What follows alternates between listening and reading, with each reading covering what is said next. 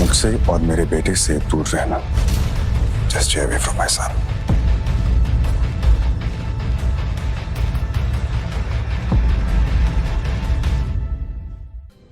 Plane land होने वाला है। देखते ही देखते आज 6 साल बीत चुके थे और सामने थी उसकी 6 साल की बेटी रिया। रिया का मासूम चेहरा और उसकी खूबसूरत कत्थई आंखें देखकर अनिका की जान में जान आई। मम्मा, क्या हम पापा को ढूंढने जा रहे हैं मनाली? मैंने कितनी बार कहा है तुमसे, तुम्हारे पापा नहीं मिले। कम ऑन मम्मा, हमारे तो टीचर सिखाते हैं कि सब बच्चों के मॉम एंड डैड होते हैं। तो क्या मैं गेमिंग वर्ल्ड से आई हूँ या फिर मैं किसी जादू करके हेड से बाहर निकली हूँ? आबरा का डाबरा, रिया बाहर आ जा।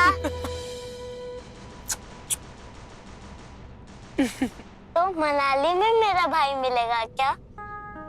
रिया का ये सवाल सुनकर अनिका गहरी सोच में डूब गई थी। उसे याद आ गया कि कैसे 6 साल पहले उसने मनाली के हॉस्पिटल में जुड़वा बच्चों को जन्म दिया था। अनिका के पापा गौतम की कद काठी के एक आदमी ने उससे उसके दोनों बच्चों को छीनने की कोशिश की थी। कमजोर अनिका ने बड़ी हिम्मत से उस आदमी को रोकने की कोशिश की और उसका सामना कर रिया को तो बचा लिया, मगर अफसोस कि वो अपने बेटे को नहीं बचा पाई और वो आदमी अंधेरे में उसके बेटे को लेकर भाग गया था। और इसी वजह से अनिका की मौसी उसे बचाकर बेंगलुरु ले आई थी, जहां अनिका का इलाज भी हुआ था।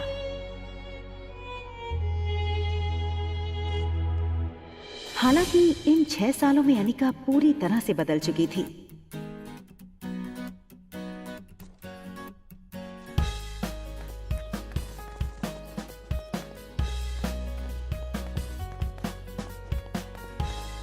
हार्मोनल इम्बैलेंस की वजह से फूला हुआ उसका शरीर अब एकदम ही से नॉर्मल हो चुका था।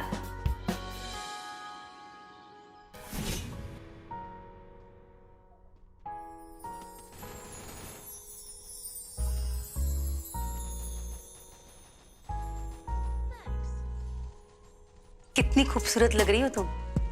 मनाली में तो लोगों के होश उड़ जाएंगे।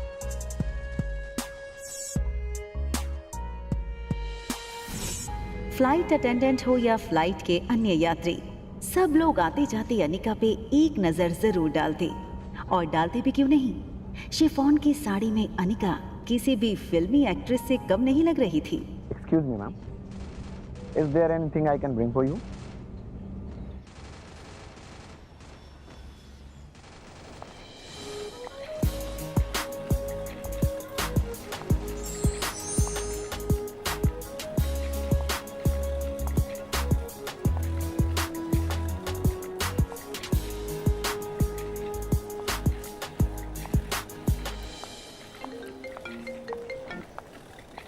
हेलो पाप। कुणाल तुम्हें लेने एयरपोर्ट आ रहा है। तुम उसके साथ सीधा घर आना। यहाँ पहुँचते ही तुम्हें 2 पेपर्स पे साइन करना है, एक डिवोर्स पेपर और दूसरा वो। इतना कहकर गौतम अटक गया और फिर कुछ सोचकर उसने आगे कहा, खैर तुम घर आओ, यहाँ पहुँचते ही मैं तुम्हें सब समझाता हूँ।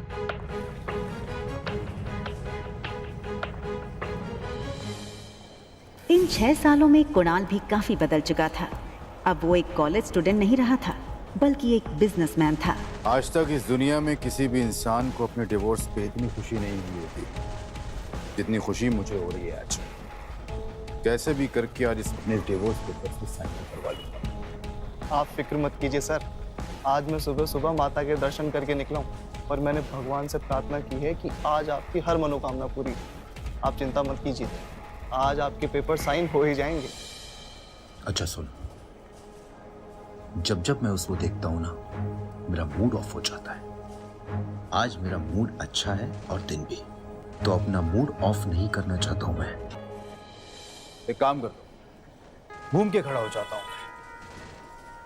भले उसने तुझे नहीं देखा है, तेरे हाथ में जब ये बोर्ड देखेगी तो तेरे पास खुद ब खुद चली आएगी। सीधा कर ले बोर्ड को।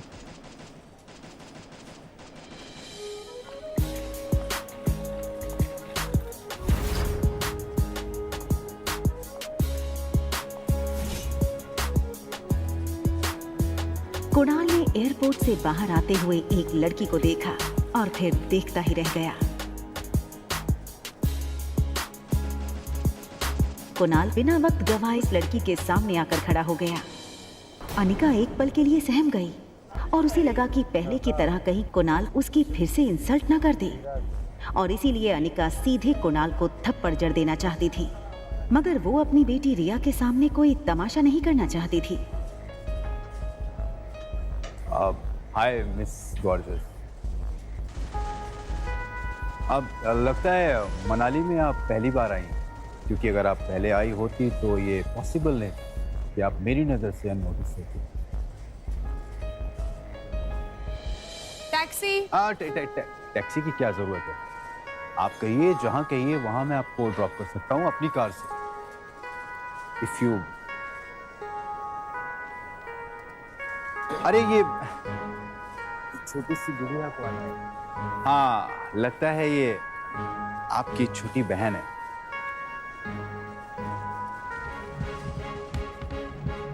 टैक्सी।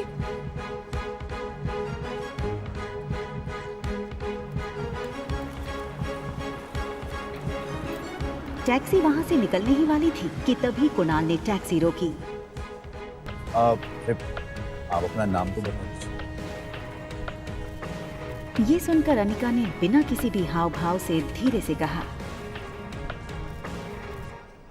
अनिका गुलेरिया।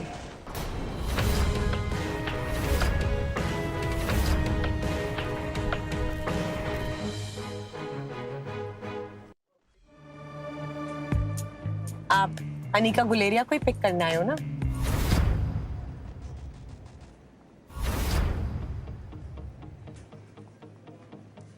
अरे वो उसको मैं टैक्सी में भेज दूंगा।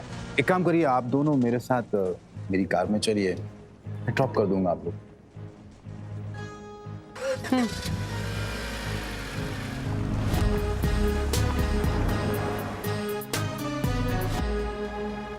फटाफट इस टैक्सी के पीछे जाकर मैडम का पीछा कर, जाकर के देख मैडम किस होटल में रुकी। ध्यान रहे, हाँ? कोई भी तुझ पे शक ना करे। चल भाग, फटाफट भाग।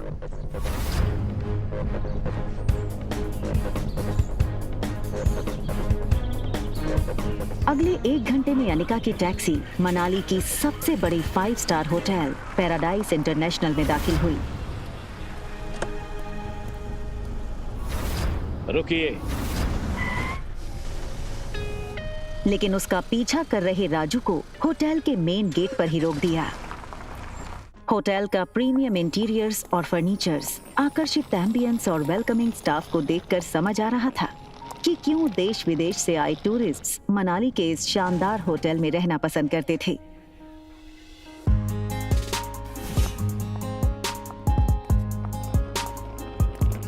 इस फ्लोर पे 2 ही रूम्स हैं। जी मैम, इस टॉप फ्लोर पे सिर्फ 2 ही लग्जरी अपार्टमेंट्स हैं। एक आपका और दूसरा हमारे होटल के मालिक रोहित मारवा सर का है। प्रेसिडेंशियल स्वीट एक काफी लग्जूरियस अपार्टमेंट था।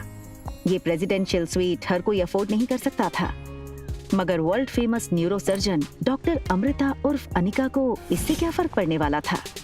तुम चेंज करो, मैं आ रही।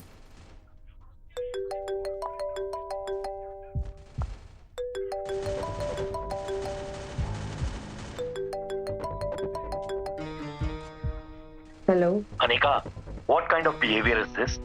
कुणाल 2 घंटों से एयरपोर्ट पर तुम्हारा इंतजार करता रहा, तुम उसके साथ आई क्यों नहीं? कहाँ हो तुम? आ रही हूँ मैं। अनिका और उसके पिता गौतम के रिश्तों में दरार की वजह गौतम खुद था।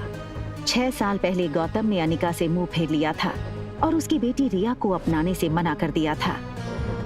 इन 6 सालों में गौतम ने कभी भी अनिका को याद नहीं किया और आज उससे डिवोर्स पेपर साइन करने के लिए बार बार कॉल किए जा रहे हैं। लेकिन डिवोर्स पेपर के साथ साथ गौतम अनिका से कुछ और भी चाहता था। लेकिन क्या? तभी अनिका के फोन पर उसकी असिस्टेंट राजलक्ष्मी का फोन आया। हेलो मैडम, आशा करती हूँ आपकी फ्लाइट सेफ और कंफर्टेबल रही होगी और आपकी नींद भी पूरी हुई होगी। अब ये बताओ, एक्टिंग करने के लिए फोन किया या कोई नई बात बताने के लिए? अरे फिर से वो बिजनेस टाइकून रोहित मारवा का मेल आया था। वो अपनी दादी माँ का इलाज देश की सबसे बड़े न्यूरो सर्जन डॉक्टर अमृता यानी आपसे करवाना चाहता है। इस वक्त वो मनाली में ही है, आप भी मनाली में हैं, तो मैंने सोचा क्या मैं अपॉइंटमेंट फिक्स कर दूं? नहीं नहीं, बिल्कुल नहीं। ये बड़े लोग अपने बड़े बुजुर्गों की चिंता का सिर्फ ढोंग करते हैं। इनका असली मकसद ना कुछ और ही होता है। बड़े बुजुर्गों की प्रॉपर्टी, उनका बिजनेस और पता नहीं क्या क्या। हमें इनसे दूरी रहना चाहिए। Okay, as you wish. वैसे एक बात बता दूं, मैंने सुना है कि रोहित मारवा की पर्सनालिटी काफी डैशिंग है। टॉल, डार्क, हैंडसम और इतनी कम उम्र में इतना बड़ा बिजनेस टाइकून। और अगर लाइफ में थोड़ा रोमांस आ ही जाता है तो इसमें क्या नुकसान है? रोहित का फोटो भेजो। साला काम के चक्कर में दिन भर दर्द और पीड़ा सब भूल जाता हूँ, लेकिन यार रात होती है तब याद आता है क्या दर्द है, क्या पीड़ा है। याद तुम्हारा अगर ऐसा ही है तो एक काम करो, तुम ही उसे डॉक्टर अमृता बनकर मिल लो। कि डॉक्टर अमृता के चेहरे को यहाँ कोई नहीं जानता। यहाँ मैं सिर्फ अनिका गुलेरिया हूँ। ठीक है, रोहित की फोटो भेजूंगी, एक बार देख लेना। अनिका हंसते हुए फोन काट देती है, लेकिन इसके पहले कि अनिका लिफ्ट के अंदर जा पाती, तभी अनिका को लगा जैसे मानो उसके पीछे कोई खड़ा हो। अनिका ने जैसे ही पीछे मुड़कर देखा तो वो हैरान हो गई। पीछे रिया खड़ी थी, उसका चेहरा कुछ उखड़ा हुआ था और वो बस साला काम के चक्कर में दिन भर दर्द और पीड़ा सब भूल जाता हूँ, लेकिन यार रात होती है तब याद आता है क्या दर्द है, क्या पीड़ा है। याद तुम्हारा अनिका को एक तक देखे जा रही थी। अनिका को लगा कि रिया नींद से अचानक उठकर उसने अनिका को पास नहीं देखा होगा, इसलिए ऐसे खड़ी हो गई होगी। मम्मा जल्दी वापस आ जाएगी और आते हुए ना आपकी फेवरेट चॉकलेट आइसक्रीम ले आएगी, ठीक है? आप जाओ कमरे में और आराम करो। साला काम के चक्कर में दिन भर दर्द और पीड़ा सब भूल जाता हूँ, लेकिन यार रात होती है तब याद आता है क्या दर्द है, क्या पीड़ा है। याद तुम्हारा